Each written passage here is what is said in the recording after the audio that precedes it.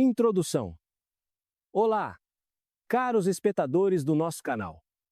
Hoje, vou contar-vos uma história que vos fará repensar tudo o que sabiam sobre o declínio de uma das maiores civilizações da humanidade. É a história de como o céu deixou de responder às preces, de como os deuses abandonaram o seu povo e de como o último cronista de Tikal registrou, com a sua própria mão, o fim do mundo maia. Mas antes de mergulharmos nesta fascinante viagem através do tempo, não se esqueçam de subscrever o nosso canal, pois esperam-vos histórias ainda mais impressionantes que irão virar do avesso a vossa percepção do passado. E não se esqueçam de deixar um comentário, partilhem as vossas opiniões sobre o que poderia ter salvo a civilização maia da destruição. Imaginem, século IX depois de Cristo, o coração das selvas da Guatemala. A poderosa cidade de Tikal, que outrora alcançava os céus com as suas pirâmides, está agora a afundar-se em pó e desespero. As últimas gotas de água no cenote sagrado secam sob o sol impiedoso. O rei, outrora considerado um deus vivo, agora em desespero, oferece sacrifícios sangrentos, implorando aos céus por chuva. E no palácio real, senta-se Ishkin, o último cronista, que com mão trêmula registra as palavras que entrarão para sempre na história. Os deuses deram-nos pó em vez de chuva. O nosso mundo está a morrer. Mas como é que isto aconteceu? Como é que uma civilização, que floresceu por mais de 1000 anos, que criou o calendário mais preciso do mundo, que dominava a matemática e a astronomia, desapareceu de repente da face da Terra? A resposta reside nos registros pessoais de Ishkin, um homem que não apenas observou a queda do império, mas viveu no epicentro da catástrofe. Através dos seus olhos, veremos como as alterações climáticas transformaram o paraíso na Terra num inferno, como uma seca implacável, que durou décadas, forçou milhões de pessoas a abandonar as suas casas. Como as guerras pelas últimas fontes de água destruíram alianças que existiam há séculos, e como o povo, tendo perdido a fé nos deuses e nos governantes, se dispersou silenciosamente pela selva, deixando para trás apenas testemunhos de pedra da sua antiga grandeza. Esta não é apenas uma história sobre o declínio de uma civilização. É um aviso para os nossos tempos. Afinal, as alterações climáticas que destruíram os maias podem repetir-se hoje, e talvez, ao compreendermos os seus erros, possamos evitar o seu destino. Estão prontos para descobrir a verdade sobre os últimos dias do Império Maia? Então comecemos a nossa viagem ao passado, onde cada registro de Ishkin é um grito da alma de um homem que vê o seu mundo a desmoronar-se. Capítulo 1. Os primeiros sinais da desgraça, século VIII depois de Cristo. Tikal brilha em toda a sua grandeza, como uma pérola no meio do oceano verde da selva. Ishkin, um jovem cronista da corte real, sobe todos os dias ao topo do templo do Grande Jaguar para registrar a vontade dos deuses em glifos sagrados. A sua mão é firme e os seus olhos são claros, afinal, ele serve o Estado maia mais poderoso, que governa milhões de súditos. Mas mesmo então, nos dias de maior florescimento, um observador atento poderia notar os primeiros sinais alarmantes. Ishkin recorda nos seus registros como seu avô, um velho sacerdote astrônomo, se comportou de forma estranha durante as últimas cerimônias. Em vez de profecias alegres sobre futuras colheitas, ele ficava cada vez mais em silêncio, olhando para o céu estrelado com um certo medo. As estrelas falam uma língua que não quero entender, sussurrava o velho sacerdote ao seu neto. O grande ciclo aproxima-se do fim, mas não será uma renovação comum. Será algo diferente. Na altura, Ishkin não deu importância a estas palavras. Afinal, à sua volta a vida fervilhava. Comerciantes de terras distantes traziam jade e cacau, artesãos criavam obras de arte inigualáveis e os agricultores colhiam colheitas recorde de milho.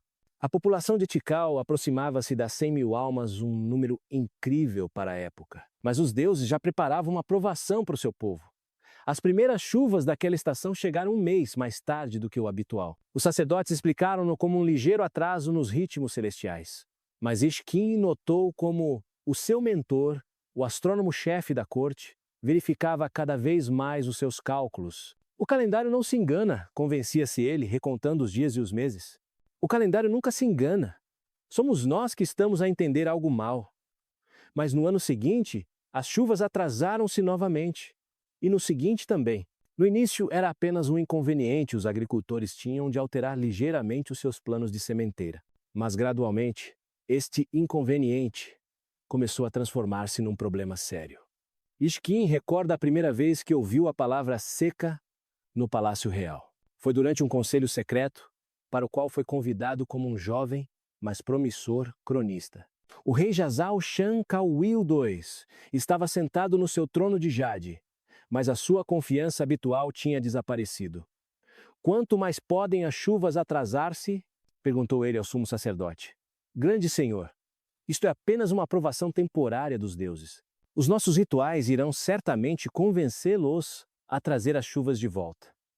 Mas nos olhos do sacerdote, Ishkin viu pela primeira vez algo que nunca tinha visto antes dúvida, e isso assustou mais do que qualquer profecia sobre o fim do mundo. Naquela noite, o jovem cronista não conseguiu dormir durante muito tempo. Saiu para o terraço da sua casa e olhou para o céu estrelado sobre Tikal. A cidade dormia, mas mesmo em sonhos, respirava poder e grandeza. Quem poderia pensar que estas mesmas estrelas, que durante séculos abençoaram os maias, lhes preparavam agora uma provação que mudaria o curso da história para sempre? Mas o pior ainda estava para vir. E Ishkin, sem o saber, já se preparava para ser testemunha e cronista da maior catástrofe da história da Mesoamérica. Capítulo 2. Quando o céu se calou, pelo terceiro ano consecutivo. Ishkin está no topo da pirâmide e olha para o céu sem nuvens, que outrora foi fonte de vida e agora se tornou uma maldição. Os seus registros deste período estão cheios de dor e confusão. O deus da chuva, Shak, virou-nos as costas. O céu tornou-se como cobre incandescente e a terra racha de sede. A seca, que começou como um ligeiro atraso na estação das chuvas, transformou-se agora numa verdadeira calamidade. O nível da água nos cenotes sagrados, poços naturais, que os maias consideravam entradas para o submundo, desceu tanto que os sacerdotes já não conseguiam realizar as cerimônias habituais de purificação. Ishkin descreve em detalhe como a vida em Tikal mudou. Os agricultores, que antes colhiam 3 safras de milho por ano, agora mal conseguiam cultivar uma. Os rios, que alimentavam a cidade, transformaram-se em riachos e depois secaram completamente. As árvores na selva começaram a perder as folhas não no outono, mas no verão, tentando conservar a umidade.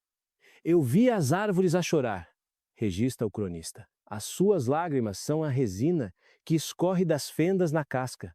Até as plantas sabem que o mundo está a mudar. Mas o mais assustador era ver como as pessoas mudavam. Os comerciantes que antes traziam mercadorias de todos os cantos do Império Maia, agora chegavam com notícias terríveis. Outras cidades-estado também sofriam com a seca. Copan, Palenque, Caracol, em todo lado a mesma história. Campos secos, reservatórios vazios, pessoas famintas. O rei Jazal Shan Kauil ordenou que se duplicasse o número de sacrifícios. Se os deuses estão zangados, então precisam de ser apaziguados. Ishkin foi forçado a registrar estas cerimônias, e os seus escritos tornam-se cada vez mais sombrios. Hoje, 20 prisioneiros de Calakmul foram sacrificados. O seu sangue deveria apaziguar Shak. Mas o céu permanece impiedosamente azul. Os sacerdotes dizem que são necessários mais sacrifícios. Sempre são necessários mais. Mas nem mesmo o aumento do número de sacrifícios ajudou. Pior, começou a causar descontentamento entre o povo comum. As pessoas viam seus governantes a gastar os últimos recursos em cerimônias luxuosas, em vez de procurarem soluções práticas para o problema da água.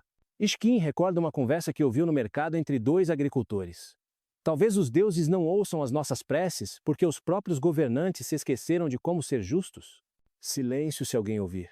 E então, o que farão eles? Tirar-nos-ão a água? Já acabou. Tirar-nos-ão a comida? Também não há. Estas palavras chocaram o jovem cronista até o fundo da alma. Pela primeira vez em todo o seu serviço na corte, ouviu os súditos duvidarem abertamente da natureza divina dos seus governantes. Entretanto, a situação continuava a piorar. Os astrônomos, que antes previam com precisão eclipses e outros fenômenos celestes, agora encolhiam os ombros impotentes, tentando explicar por que os seus cálculos já não funcionavam. O calendário maia, o mais preciso do mundo, tornou-se subitamente absurdamente preciso no mundo onde as estações deixaram de existir. E então aconteceu algo que mudou Ishkin para sempre, como pessoa e como cronista. Durante mais uma cerimônia de sacrifício, ele viu o sumo sacerdote, o mesmo que sempre estivera confiante nas suas ações, parar de repente a meio do ritual e olhar para o céu com uma expressão de completo desespero. Os deuses não ouvem. Sussurrou o sacerdote tão baixo que apenas os mais próximos ouviram. Ou nos abandonaram, ou eles próprios estão assustados com alguma coisa. Naquela noite, Ishkin fez um registro que se tornou um ponto de viragem na sua crônica. Hoje percebi que não estamos apenas a passar por tempos difíceis. Estamos a viver numa era em que o próprio mundo está a mudar. E talvez a nossa civilização não sobreviva a estas mudanças. Mas ele ainda não sabia o quão certo estaria nos seus piores pressentimentos. Capítulo 3. Os primeiros refugiados. 5º ano da Grande Seca. Ishkin acorda com um barulho invulgar do lado de fora das muralhas de Tikal. Não são os sons da guerra nem os gritos dos comerciantes no mercado. É algo diferente, um murmúrio surdo de milhares de vozes, o choro de crianças, o ranger de carroças. Ele sobe à muralha da cidade e vê uma cena que ficará para sempre gravada na sua memória. A estrada para Tikal está coberta de gente. Milhares, dezenas de milhares de pessoas caminham em direção à cidade de todas as direções. Não é um exército de conquistadores, são refugiados. Camponeses de aldeias secas, artesãos de pequenas cidades em declínio, até mesmo pequenos nobres com as suas famílias, todos procuram salvação na última grande fortaleza maia. De onde vem?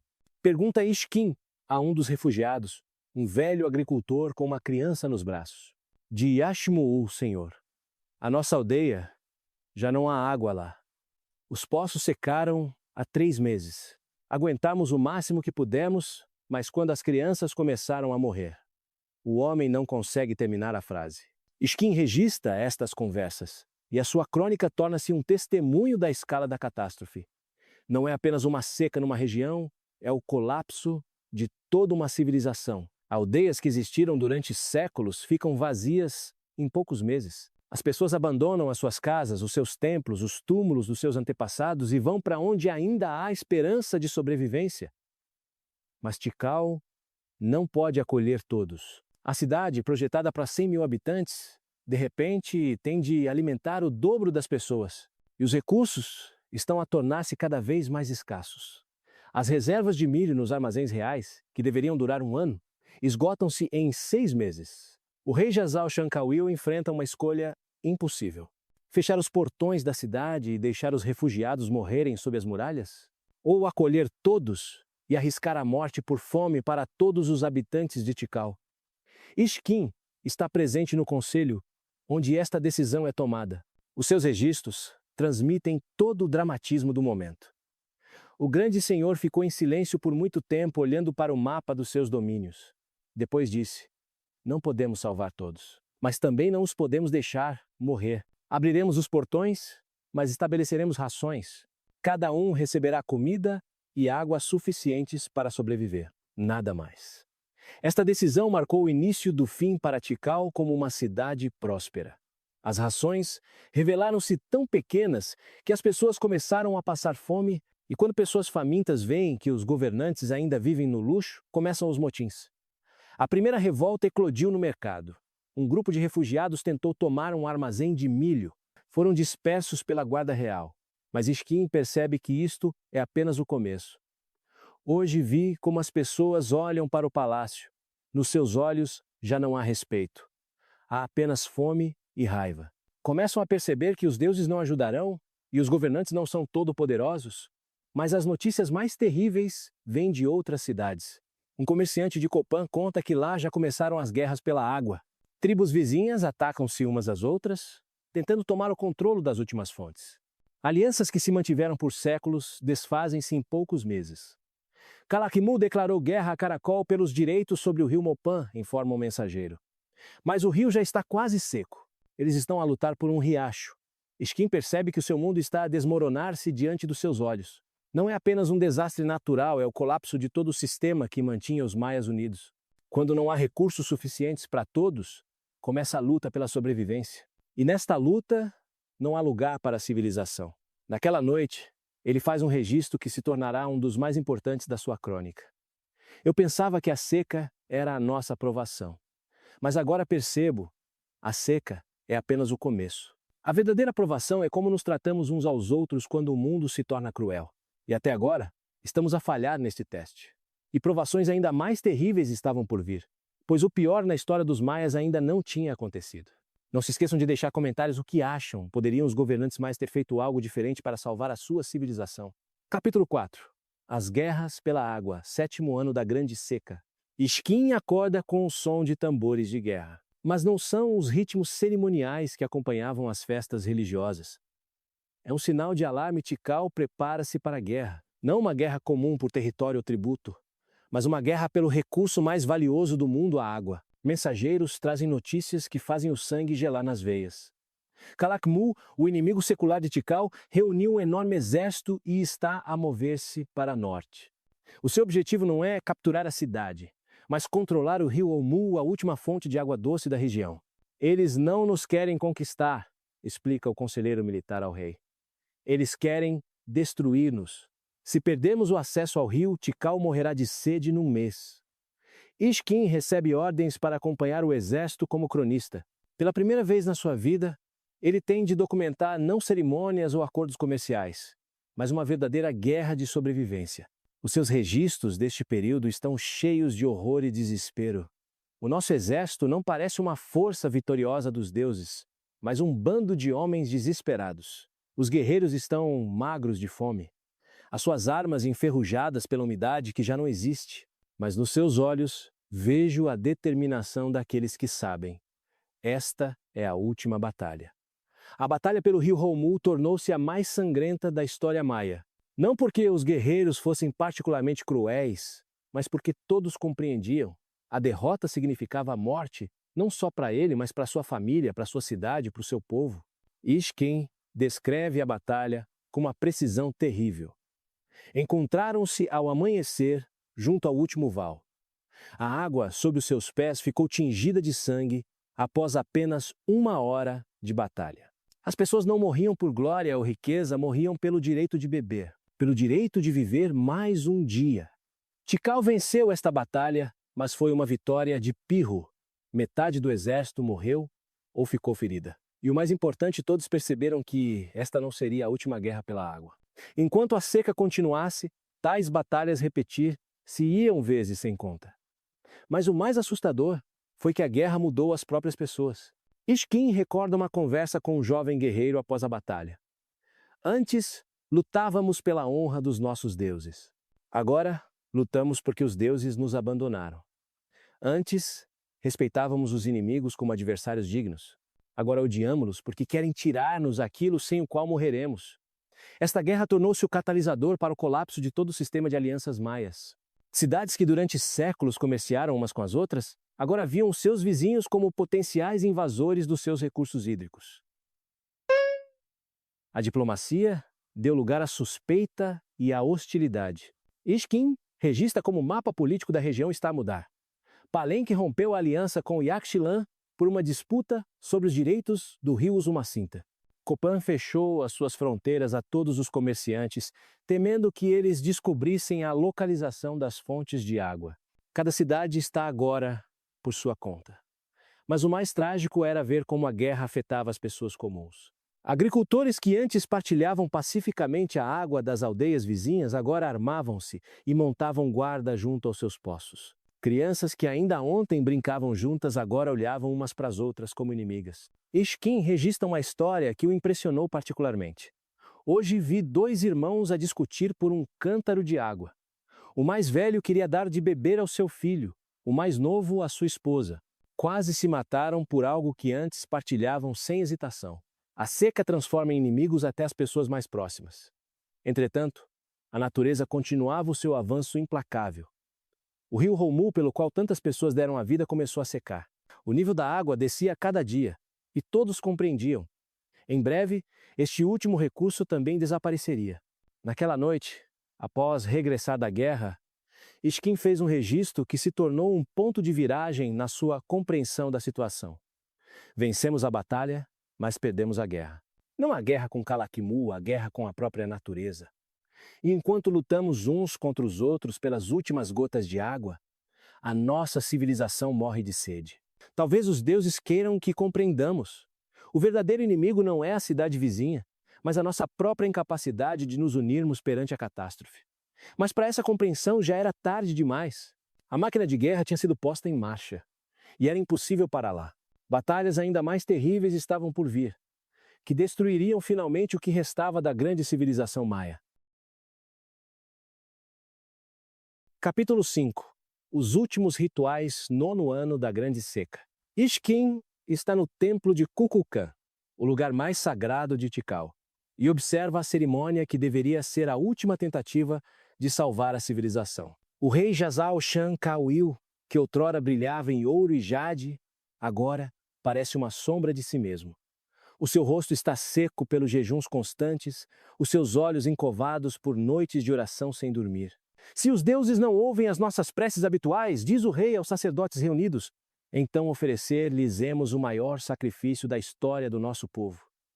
Ishkin registra, com horror, os detalhes desta cerimônia. Não é um sacrifício comum de prisioneiros inimigos. O rei decidiu sacrificar 100 dos melhores guerreiros de Tikal, voluntários que acreditavam que a sua morte salvaria a cidade da maldição. Eu vi muitos rituais, registra o cronista, mas nunca vi tanto desespero nos olhos dos sacerdotes. Eles realizam a cerimônia não com fé no seu poder, mas com a esperança de um milagre. Mas o milagre não acontece. O mais assustador nestes últimos rituais foi que eles mostraram que até as tradições mais sagradas dos maias tinham perdido seu poder. O calendário, que durante séculos previu o futuro com precisão, agora estava em silêncio. Os astrônomos, que antes liam a vontade dos deuses no movimento das estrelas, agora encolhiam os ombros impotentes. Ishkin recorda uma conversa com o astrônomo-chefe da corte. As estrelas já não falam conosco, sussurrava o velho sábio, ou nós esquecemos a sua língua. O calendário mostra que a chuva deveria vir, mas não há chuva. Os eclipses ocorrem exatamente de acordo com os cálculos, mas os deuses calam-se. Talvez tenhamos errado em algo muito importante. Mas o mais trágico era ver como o povo comum perdia a fé nos seus governantes. Pessoas que durante séculos acreditaram que o rei era a encarnação viva de um deus na terra agora, duvidavam abertamente da sua divindade. Ishkin registra uma conversa que ouviu no mercado. Se o rei é realmente filho do deus da chuva, por que não chove há 9 anos? Talvez os deuses nos tenham castigado por alguma coisa? Ou talvez os nossos governantes não sejam tão santos como nos disseram? Esta perda de fé foi um golpe mortal para todo o sistema maia. Afinal, a sua civilização não se baseava apenas na força, mas também na convicção do povo, na divindade do poder. Quando essa convicção desapareceu, desapareceu também a base para a existência do Estado. O rei Jazal Shan Kauil compreendeu isto e, numa última tentativa desesperada de recuperar a confiança do povo, ordenou a realização da cerimônia mais grandiosa da história de Tikal. Um jaguar branco, um animal sagrado, considerado um intermediário entre o mundo dos homens e o mundo dos deuses, deveria ser sacrificado. Ishkin descreve esta cerimônia com dor no coração. O jaguar branco era belo e orgulhoso. Quando foi levado ao altar, não demonstrou medo. Parecia compreender o seu destino e aceitá-lo com dignidade. Mas quando o sacerdote ergueu a faca ritual, nem uma gota de chuva caiu do céu. Nem mesmo a morte do animal mais sagrado conseguiu convencer os deuses a voltarem para nós. Após este fracasso, algo se quebrou no próprio rei. Ishkin viu como Jazal Shan Kauil se sentava na sua sala do trono, a olhar para o vazio. O homem que outrora governou milhões de súditos agora não conseguia salvar nem a sua própria cidade. Talvez os deuses queiram que a nossa era termine, disse o rei ao seu cronista. Talvez tenhamos feito algo imperdoável. Ou talvez seja simplesmente tempo para um novo mundo, e nós somos parte do antigo, que deve desaparecer. Estas palavras chocaram Ishkin mais do que todos os horrores da seca e da guerra. Se o próprio rei perdeu a fé no futuro do seu povo, o que restava aos outros? Naquela noite, o cronista fez um registro que se tornou um ponto de viragem na sua crônica. Hoje percebi, não estamos apenas a passar por tempos difíceis. Estamos a viver na era do fim. O fim não apenas do nosso estado, mas do nosso modo de vida, da nossa fé, da nossa compreensão do mundo. Os deuses não nos abandonaram, nós é que nos afastamos deles, quando começamos a acreditar que os rituais eram mais importantes que a justiça e o poder mais importante que a sabedoria. Mas o pior ainda estava para vir. Pois quando os rituais deixam de funcionar e os governantes perdem a confiança do povo, resta apenas uma coisa: o caos. E esse caos já estava às portas de Tikal, à espera da sua hora. Capítulo 6. A desintegração a partir de dentro, 11º ano da Grande Seca. Isquim acorda com gritos e sons de batalha, mas estes sons não vêm de fora das muralhas de Tikal, ecoam dentro da cidade. Começou aquilo que todos mais temiam: a guerra civil. A causa foi a última gota de água nos reservatórios reais. Quando se soube que até no palácio as reservas se tinham esgotado, o povo compreendeu: os governantes já não os podiam proteger. Pior ainda, eles próprios tornaram-se um fardo para a sobrevivência da cidade. Por que devemos morrer de sede, enquanto o rei e a sua corte comem em pratos de ouro? Gritava o líder dos rebeldes, um jovem guerreiro chamado Akbalan. Se os deuses nos abandonaram, para que precisamos de governantes que dizem falar em nome dos deuses? Isquim encontrou-se no centro destes acontecimentos contra a sua vontade. Como cronista real, devia permanecer leal ao rei, mas como homem que via o sofrimento do seu povo, compreendia a justeza dos rebeldes. Os seus registros deste período estão repletos de conflito interno. Hoje vi a guarda real atirar em crianças famintas que tentavam chegar aos jardins do palácio. Vi os rebeldes matarem sacerdotes que serviram o povo durante toda a vida. Não há justos nesta guerra. Há apenas pessoas desesperadas a lutar pelo direito de viver. A batalha por Tikal durou 3 dias. Não foi um cerco comum, foi uma luta por cada rua, por cada casa, por cada gota de água. Irmão contra irmão, filho contra pai. A seca transformou em inimigos até as pessoas mais próximas. Isquim recorda o momento mais terrível desses dias. Os rebeldes tomaram o templo principal e destruíram os glifos sagrados que foram criados ao longo de séculos. Gritavam que estes símbolos eram uma mentira, que os deuses nunca existiram, que tudo não passava de um engano para manter o poder. Chorei ao ver a sabedoria milenar do meu povo ser destruída. Mas o mais trágico foi o fim do rei Jazal Shankawil. Quando os rebeldes invadiram o palácio, ele não tentou fugir. Sentou-se no seu trono de jade, vestido com as suas insígnias reais completas, e esperou pelo seu destino. Eu governei em tempos de prosperidade, e devo morrer em tempos de declínio, disse ele a Akbalá. Mas lembra-te, matar um rei é fácil. Difícil é tornar-se rei quando o mundo está a desmoronar-se. A morte do último rei de Tikal tornou-se o fim simbólico de uma era, mas Akbalan rapidamente compreendeu a verdade das palavras do seu predecessor. Tomar o poder revelou-se muito mais fácil do que exercê-lo. Isquim, regista como novo governante, tentou lidar com a crise. Akbalan ordenou que as reservas reais fossem distribuídas por todos os habitantes da cidade. Mas essas reservas só duraram 2 dias. Ordenou que se cavassem novos poços, mas a terra estava seca como pedra.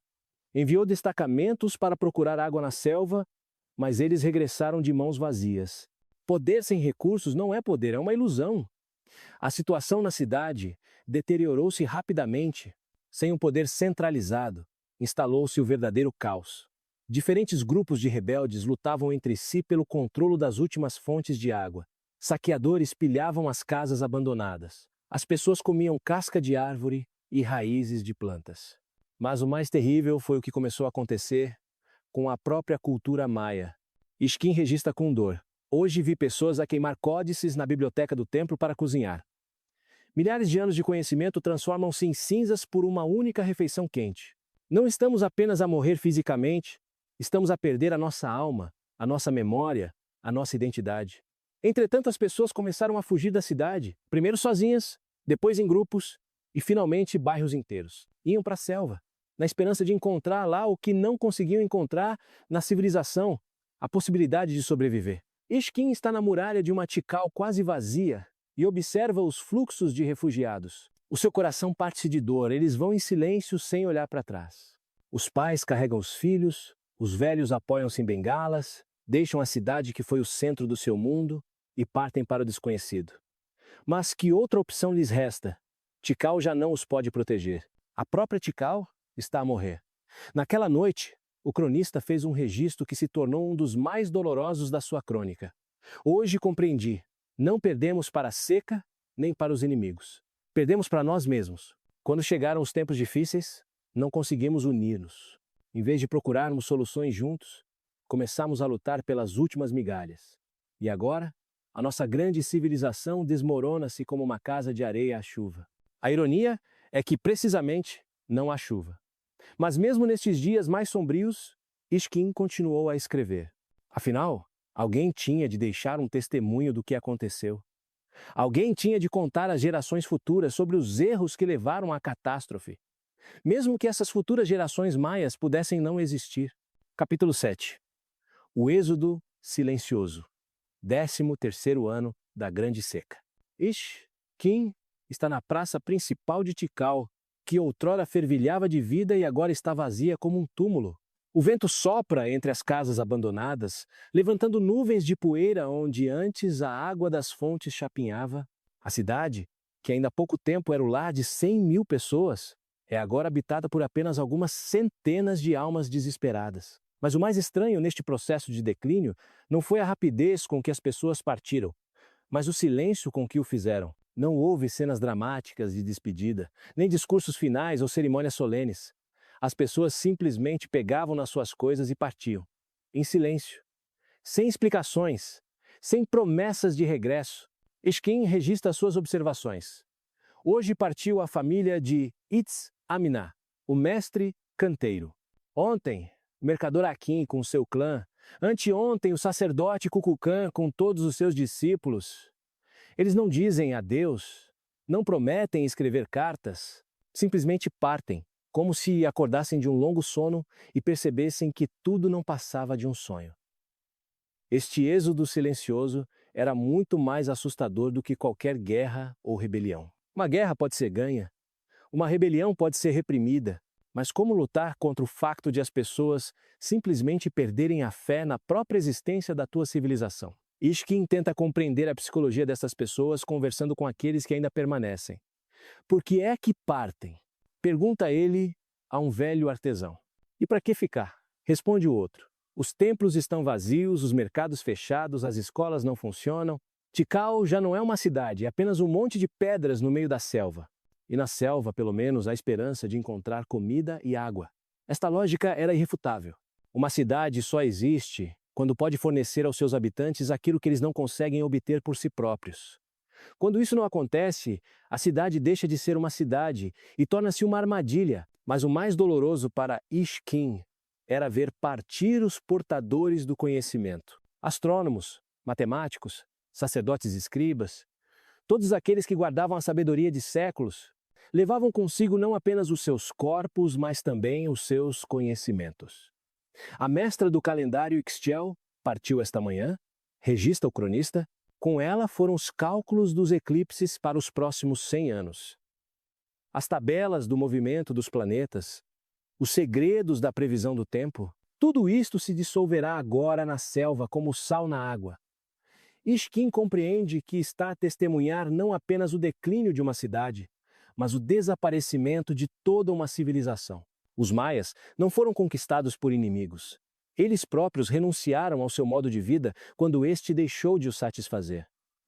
A sorte das crianças impressiona-o particularmente. Aqueles que nasceram nos últimos anos da seca nunca viram Tikal na sua grandeza. Para eles, os templos vazios e as fontes secas são a norma. Partem para a selva não com a dor da perda, mas com a esperança de uma vida melhor. O pequeno Ahau, filho do canteiro, perguntou-me hoje: Tio Ishkin, é verdade que os deuses viveram aqui? Eu não soube o que responder. Para ele, a nossa grande história são apenas contos de velhos. Entretanto, a selva começou a reclamar o que o homem lhe tinha tirado séculos antes. Raízes de árvores brotavam através das fendas nas lajes de pedra. Lianas envolviam as colunas dos templos. Macacos instalavam-se nos palácios abandonados. Ishkin observa este processo com uma mistura de horror e fascínio. A natureza não está zangada conosco por a termos conquistado. Ela apenas esperou pacientemente que enfraquecêssemos para reclamar o que é seu. E agora está a regressar, lenta, implacável, impiedosa. Daqui a 100 anos, de Tikal restarão apenas pirâmides de pedra no meio do verde, como se nunca tivéssemos vivido aqui. Mas a constatação mais terrível chegou ao cronista quando ele percebeu: as pessoas não partem porque estão mal em Tikal. Partem porque perderam a fé na própria ideia de civilização. A seca mostrou-lhes que todas as suas conquistas, templos, calendários, matemática, astronomia, são impotentes perante as forças da natureza. Talvez nos tenhamos orgulhado demasiado de nós mesmos, registra Esquim. Talvez pensássemos que tínhamos conquistado o mundo, quando na verdade apenas vivíamos nele por favor. E quando o mundo decidiu lembrar-nos do nosso lugar, não estávamos preparados para esta lição. Naquela noite, sentado no palácio quase vazio, o cronista fez um registro que se tornou a quintessência da sua compreensão da catástrofe. Não morremos em batalha, não morremos de doença. Nós simplesmente partimos. Como os nossos antepassados partiram de cidades anteriores quando estas deixaram de os satisfazer. Talvez esta seja a verdadeira natureza dos maias, pontos. Não construir para sempre, mas construir enquanto faz sentido. E quando o sentido desaparece, seguir em frente e construir algo novo. Mas haverá esse algo novo? Conseguirão os maias renascer depois de tal catástrofe? Estas questões atormentavam Esquim todas as noites, quando ficava sozinho com os seus pensamentos na cidade fantasma vazia. E o que vocês pensam? Os maias fizeram o correto ao abandonar as suas cidades? Escrevam a vossa opinião nos comentários. Capítulo 8. As últimas testemunhas. 15º ano da Grande Seca. Em Tikal, restam menos de 100 pessoas. Esquim já não é apenas um cronista, é uma das últimas testemunhas da grandeza que outrora existiu. Todos os dias, percorre os bairros vazios da cidade, registrando o que vê, tentando preservar pelo menos a memória do que foi perdido. Entre os que ficaram, não há pessoas ao acaso. São ou aqueles que não têm para onde ir, velhos, doentes, solitários, ou aqueles que não conseguem imaginar a vida fora de Tikal. O próprio Esquim pertence a esta segunda categoria. Por que não parte? Pergunta-lhe Ix-Chup, uma velha sacerdotisa que cuida do templo da lua. Alguém tem de ficar, responde o cronista. Alguém tem de registrar o fim. Caso contrário, as gerações futuras nunca saberão o que aconteceu aqui. Pensarão que simplesmente desaparecemos, como sonhos desaparecem. Mas registrar torna-se cada vez mais difícil. Não porque não haja sobre o que escrever, pelo contrário, cada dia traz novas descobertas sobre a rapidez com que uma civilização pode desaparecer. É difícil porque os materiais de escrita estão a desaparecer, as pessoas que sabem ler estão a desaparecer, o sentido de preservar o conhecimento está a desaparecer. Esquim registra as suas observações sobre os últimos habitantes. Aitsam, o antigo mercador, vive agora no templo principal e fala com os espíritos dos reis mortos. Ixtabai, a mestra Tecelã, senta-se todos os dias ao seu tear, embora os fios tenham acabado há meses. Kukan, o último guarda, ainda patrulha as muralhas da cidade, embora já não haja nada para guardar.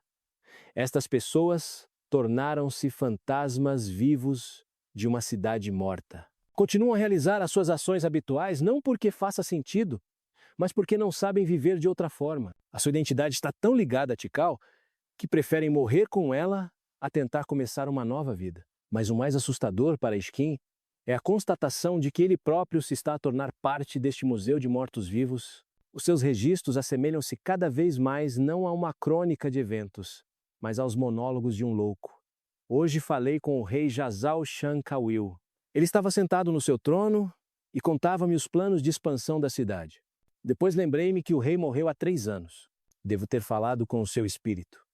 Ou com a minha própria memória. A diferença já não importa. Entretanto, a natureza continuava o seu trabalho de recuperação das terras. Árvores que antes cresciam apenas nos arredores da cidade apareciam agora no seu centro. Animais que durante séculos temeram o homem passeavam agora livremente pelas ruas de Tikal. Esquim observa este processo com um estranho fascínio. Ontem vi uma família de ocelotes a instalar-se no palácio do sumo sacerdote. Eles não sabem que este é um lugar sagrado. Para eles é apenas uma gruta conveniente com paredes de pedra. Talvez tenham razão.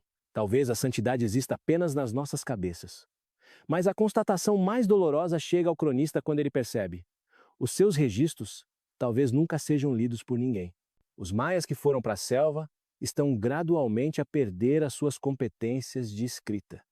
Os seus filhos já não aprendem a ler os glifos. Dentro de uma geração, esta língua estará morta. Estou a escrever para fantasmas, registra ele. Para pessoas que talvez nunca nasçam, para uma civilização que talvez nunca regresse, mas continua a escrever, porque é a única coisa que resta do meu mundo. Um dia, um grupo de viajantes chega a Tikal. Maias de terras distantes que não sabem da catástrofe. Procuram parceiros comerciais e não conseguem acreditar no que veem ao encontrar uma cidade vazia. O que aconteceu à grande Tikal? Perguntam a Ishkin. Tikal morreu, responde o cronista. Não de guerra, não de doença. Morreu de sede, de perda de fé, da compreensão de que até as maiores cidades são mortais. Os viajantes não acreditam nele. Pensam que ele é louco. Como pode morrer uma cidade que existiu durante 1000 anos? Como pode desaparecer uma civilização que criou tais maravilhas? Mas quando veem os templos vazios, as ruas cobertas de vegetação, o silêncio onde deveria haver o burburinho da vida, compreendem. O cronista diz a verdade. E essa compreensão assusta-os mais do que qualquer guerra. Naquela noite, Ishkin faz um registro que será um dos últimos da sua crônica. Hoje compreendi a minha missão. Não estou apenas a registrar a história de Tikal. Estou a registrar um aviso para o futuro. Para que as pessoas saibam, até as maiores civilizações podem perecer se esquecerem da sua dependência da natureza. Se começarem a acreditar que o seu poder sobre o mundo é ilimitado. Se deixarem de respeitar as forças que as criaram. Mas será que alguém ouvirá este aviso? Conseguirá a humanidade aprender com os erros dos maias? Estas questões permanecerão sem resposta por muitos séculos. Capítulo 9. O regresso à selva. 17º ano da Grande Seca. Ishkin toma a decisão mais difícil da sua vida, abandonar Tikal. Não porque tenha perdido a esperança ou a fé na sua missão de cronista, mas porque compreendeu. A verdadeira história dos maias agora não se escreve em palácios de pedra, mas na selva verde para onde o seu povo foi. O seu último registro em Tikal é feito na parede da sua casa usando carvão em vez de tinta. Aqui viveu Ishkin, cronista de reis, testemunha do fim do mundo. Vou para onde o meu povo foi. Que a selva preserve a nossa memória melhor do que a pedra. A viagem pela selva torna-se para o cronista a descoberta de um novo mundo.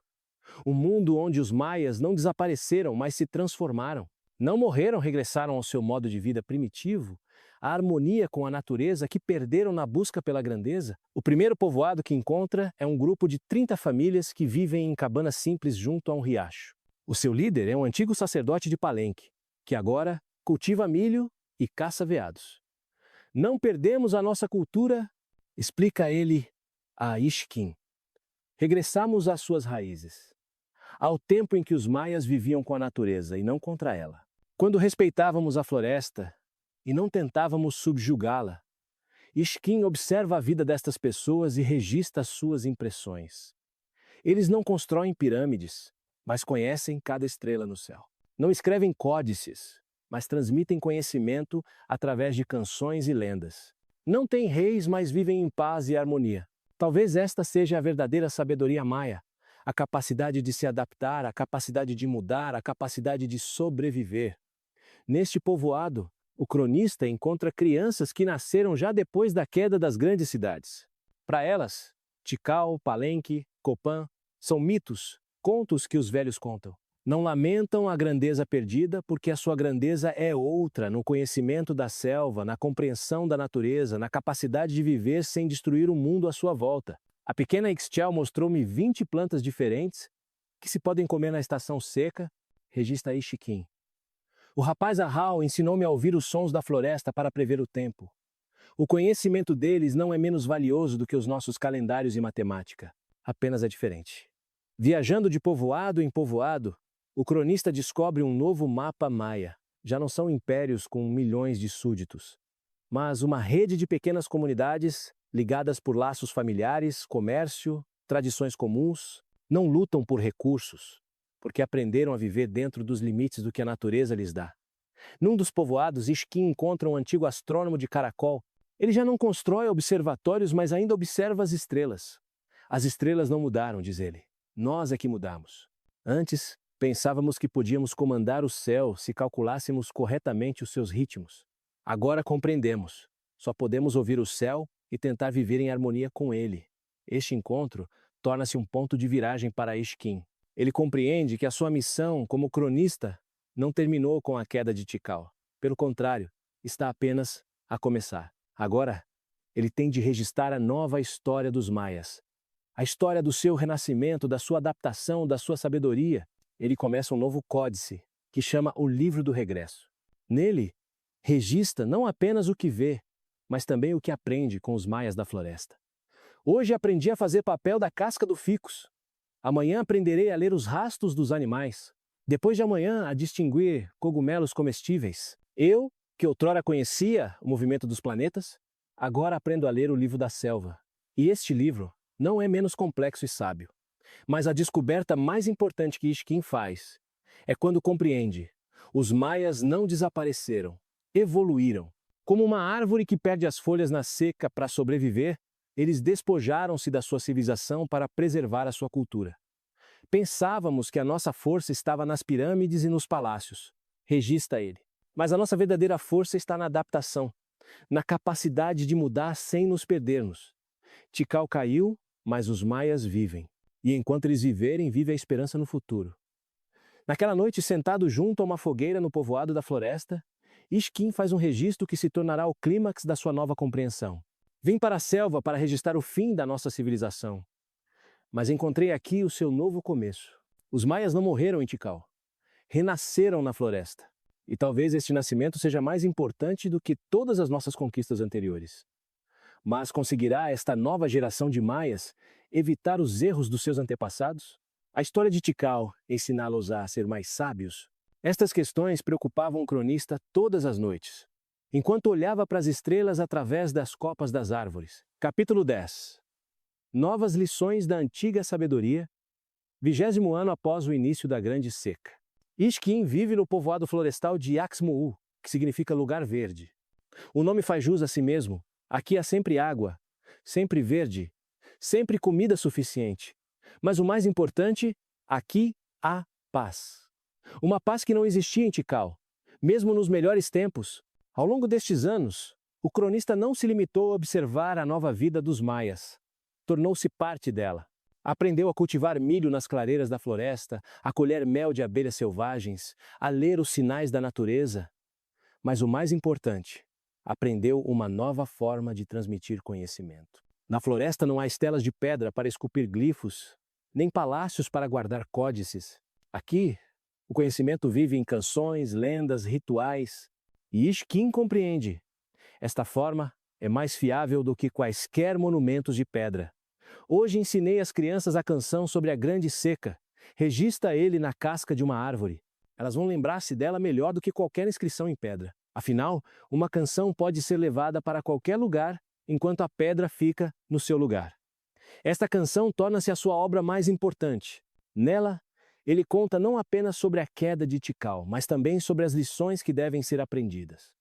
Sobre o facto de a natureza ser mais forte que o homem. Sobre o facto de o orgulho levar à queda. Sobre o facto de a verdadeira sabedoria estar na harmonia e não na dominação. Mas o mais interessante é que as crianças percebem esta história não como uma tragédia, mas como uma lição. Para elas, a queda das grandes cidades não é o fim do mundo, mas o início de um novo e melhor modo de vida. Tio Ishkin, pergunta o pequeno Ahau, por que é que as pessoas em Tikal não foram para a selva mais cedo? É muito melhor aqui. Esta pergunta faz o cronista refletir profundamente. De fato, por quê? Por que é que os maias se agarraram tanto ao modo de vida que deixou de o satisfazer? Por que não mudaram mais cedo? Talvez porque tivéssemos medo da mudança, responde ele ao rapaz. Pensávamos que o que sempre foi deveria ser para sempre. Esquecemos-nos de que os nossos antepassados também mudaram as suas vidas quando foi necessário. Esta conversa torna-se uma revelação para Ishkin. Ele compreende. O principal erro dos maias não foi terem construído grandes cidades. O erro foi terem deixado de ser flexíveis, de se adaptarem às mudanças. Nos seus registros, ele formula uma nova compreensão da sabedoria maia. A verdadeira força do nosso povo não está nas pirâmides que construímos, mas na capacidade de as abandonar quando necessário. Não nas tradições que preservamos, mas na habilidade de as mudar. Não no facto de termos conquistado a natureza, mas no facto de termos aprendido a viver com ela. Ele transmite esta nova compreensão não apenas às crianças do seu povoado, mas também aos viajantes que por vezes vêm de outras comunidades da floresta. Gradualmente, a sua canção sobre a grande seca espalha-se por todas as terras maias, tornando-se parte de uma nova tradição oral. Mas o mais importante é que esta história muda a forma de pensar da nova geração de maias. Eles não procuram restaurar as grandes cidades.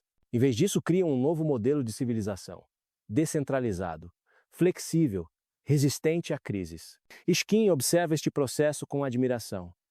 Eles não repetem os nossos erros. Quando um povoado se torna demasiado grande, parte das pessoas vai e funda um novo. Quando os recursos num lugar se esgotam, mudam-se para outro. Aprenderam a viver como a água, flexíveis, adaptáveis, encontrando sempre um caminho. Entretanto, a natureza conclui o seu trabalho de absorver as cidades antigas. Tikal, Palenque, Copan tornam-se parte da selva. Mas isto já não é uma tragédia, é um ciclo natural. Como uma árvore que cai e se torna solo para novas árvores. Um dia, um grupo de jovens maias de terras distantes chega ao povoado, ouviram a canção sobre a grande seca e querem saber mais do próprio Skin. Conte-nos sobre os velhos tempos, pedem eles, sobre como viviam os nossos antepassados antes da catástrofe. E Skin conta, mas não sobre a grandeza dos palácios e templos, não sobre o poder dos reis e a sabedoria dos sacerdotes. Ele fala sobre os erros, sobre o orgulho, sobre a incapacidade de mudar, sobre como é importante permanecer humilde perante as forças da natureza. Os nossos antepassados foram grandes, diz ele, mas a sua maior grandeza foi terem nos ensinado como não viver. Graças aos seus erros, podemos ser mais sábios. Naquela noite, o cronista faz um registro que será o conclusivo da sua longa crônica.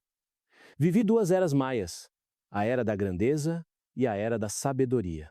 E agora compreendo, a segunda é mais importante que a primeira, pois a grandeza passa, mas a sabedoria permanece. Tikal caiu, mas os maias vivem. E enquanto se lembrarem das lições do passado, tem um futuro.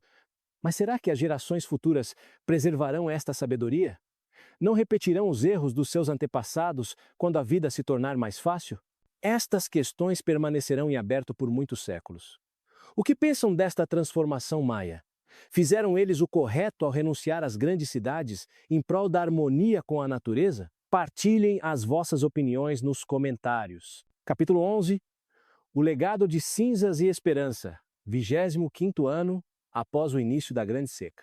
Skin, agora um velho sábio de barba grisalha, senta-se sob uma grande ceiba, a árvore sagrada dos maias, e observa os seus netos a brincar na clareira.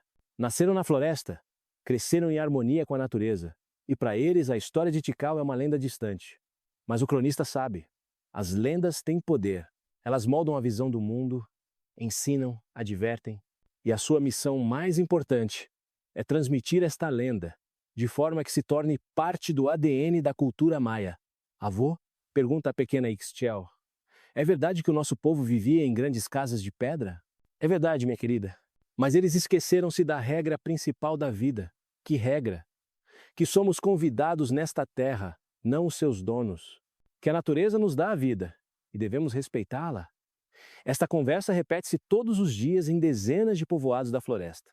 A geração que sobreviveu à catástrofe transmite aos seus filhos não apenas as competências de sobrevivência, mas também uma filosofia de coexistência com a natureza. Esta torna-se a nova religião dos maias, uma religião de humildade e respeito. Skin registra suas observações sobre esta transformação. Os novos maias não constroem templos para os deuses. Consideram toda a selva um templo. Não oferecem sacrifícios sangrentos. Consideram um sacrifício cada árvore cortada, cada animal morto. Não têm reis. Consideram rei aquele que melhor conhece a floresta.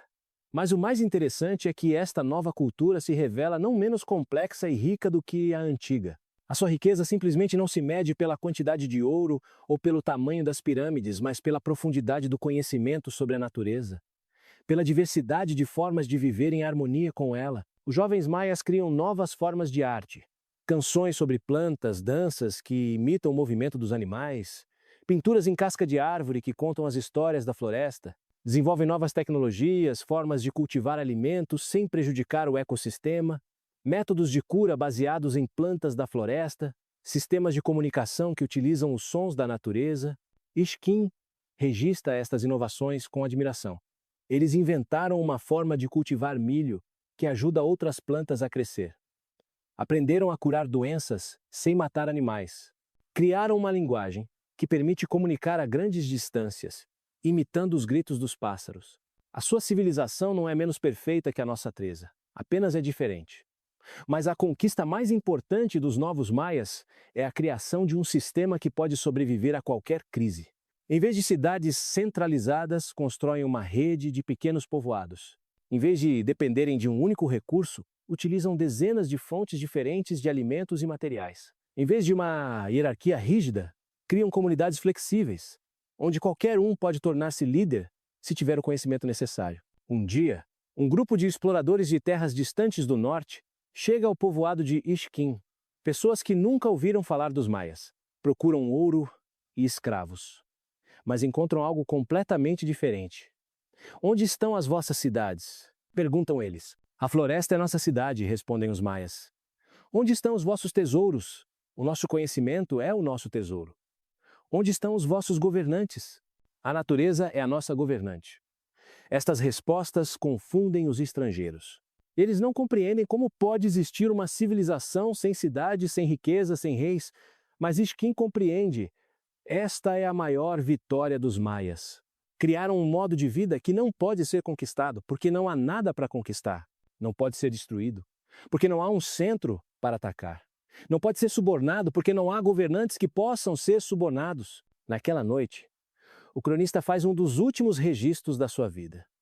Vi a morte de uma civilização maia e o nascimento de outra. A primeira era grandiosa, mas frágil. A segunda, humilde, mas indestrutível. A primeira tentou subjugar o mundo.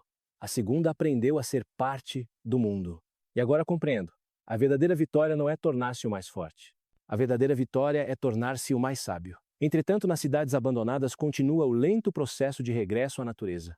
Raízes de árvores partem as lajes de pedra, lianas envolvem as colunas dos templos, a selva absorve o que outrora parecia eterno. Mas isto já não é uma tragédia, é um ciclo natural de renovação. E quem sabe, talvez, daqui a séculos, arqueólogos encontrem estas ruínas e se admirem como pôde desaparecer uma civilização tão grandiosa. Eles não compreenderão que os maias não desapareceram. Apenas aprenderam a viver de forma a não deixar vestígios que possam ser encontrados daqui a 1000 anos. Afinal, a verdadeira sabedoria não consiste em construir algo para a eternidade, mas em viver de forma a não prejudicar aqueles que virão depois de ti. Capítulo 12. O último registro do cronista 30º ano após o início da Grande Seca. Ishkin sente que o seu tempo se aproxima do fim. As suas mãos, que outrora seguravam com firmeza o pincel para escrever glifos, tremem agora com a velhice. Os olhos, que viram a grandeza e a queda de Tikal, agora distinguem mal os detalhes. Mas a mente permanece clara, e a memória guarda cada pormenor do que viveu. Ele está sentado na sua cabana no povoado de Yaxmu'u, rodeado por netos e bisnetos, e prepara-se para a última e mais importante conversa da sua vida. Será o seu testamento, não material, mas espiritual, a transmissão de tudo o que compreendeu ao longo destas décadas de testemunho e reflexão. Meus filhos, começa ele com uma voz fraca, mas ainda clara, vivi em 2 mundos, no mundo que se julgava eterno e no mundo que sabe que tudo muda. Quero contar-vos o que aprendi. À sua volta reúnem-se não apenas os seus parentes, mas todos os habitantes do povoado. Todos sabem. Esta é a última oportunidade de ouvir o testemunho do homem, que viu o fim do velho mundo e o nascimento do novo. A primeira lição, diz Ishkin, a natureza é sempre mais forte que o homem. Podemos construir grandes cidades, criar máquinas complexas, considerar-nos os senhores do mundo. Mas quando a natureza decide lembrar-nos do nosso lugar, todas as nossas conquistas se tornam pó. Por isso, vivam em harmonia com ela, e não em luta contra ela. As crianças ouvem atentamente e ele continua. A segunda lição. O orgulho leva à queda. Quando começamos a pensar que éramos deuses, os deuses abandonaram-nos. Quando começamos a considerar-nos imortais, a morte bateu às nossas portas. Permaneçam humildes, lembrem-se da vossa mortalidade, respeitem aqueles que vieram antes de vós e aqueles que virão depois. O velho cronista faz uma pausa, reunindo forças, e depois continua. A terceira lição, a verdadeira força está na adaptação, não na resistência. A árvore que não se dobra parte-se com o vento. A civilização que não muda perece com as mudanças. Não tenham medo de mudar o vosso modo de vida quando for necessário. Tenham medo de ficar presos numa única forma para sempre. A sua voz torna-se ainda mais baixa, e todos se inclinam para mais perto. A quarta lição: a sabedoria é mais importante que o conhecimento. Sabíamos como contar o movimento das estrelas, mas não sabíamos como viver em paz com os vizinhos. Sabíamos como construir templos, mas não sabíamos como conservar a água. Vocês sabem menos factos do que nós, mas são mais sábios porque sabem como viver. Isquim olha para os rostos dos seus ouvintes jovens, cheios de esperança, prontos para os desafios do futuro. E ele compreende: a sua missão está cumprida. As lições foram transmitidas, a sabedoria foi preservada, o futuro está assegurado. A quinta lição, diz ele com um sorriso: o fim é sempre um começo. Tikal caiu, mas os maias não morreram. O velho mundo desapareceu, mas um novo nasceu. Eu morrerei, mas vocês viverão. E isso é bom, é correto, é natural. Naquela noite, Isquim faz o seu último registro, não em pedra, não em papel de casca, mas numa tábua de madeira que será depois queimada com seu corpo, para que as palavras regressem à natureza. Eu, Isquim, cronista de reis, testemunha do fim do mundo, sábio da floresta, deixo esta mensagem às gerações futuras. Vós, que vivereis séculos depois de mim, lembrai-vos, a vossa civilização, por maior que seja, também é mortal. Mas isso não é motivo para desespero, é motivo para sabedoria. Vivam de forma que os vossos filhos possam viver depois de vós. Construam de forma que as vossas construções não destruam o mundo. Governem de forma que o vosso poder sirva à vida e não à morte. E lembrai-vos, a verdadeira imortalidade não está nos monumentos de pedra, mas na sabedoria transmitida de geração em geração. Os deuses deram-nos pó em vez de chuva, mas também nos deram a razão para compreender esta lição. Caímos, mas levantamo-nos. Morremos, mas renascemos. E enquanto o mundo existir, os maias viverão. Não em grandes cidades, mas em corações sábios. Este é o meu último registro. Este é o fim da minha história, mas não é o fim da história dos maias. A sua história continua em cada árvore que plantam, em cada criança que ensinam, em cada dia que vivem em harmonia com a natureza. Na manhã seguinte, Isquim não acordou. Partiu em silêncio, como convém a um sábio, deixando para trás não ouro ou palácios, mas algo muito mais valioso, a compreensão de como viver corretamente. Foi sepultado sob a grande ceiba, onde gostava de se sentar nos seus últimos anos. A árvore tornou-se o seu monumento, vivo, a crescer, a dar abrigo aos pássaros e sombra às pessoas. Era o tipo de monumento que se adequaria a um cronista, que aprendeu a valorizar a vida mais do que a glória. E a sua história, registrada em canções e lendas, continua a viver.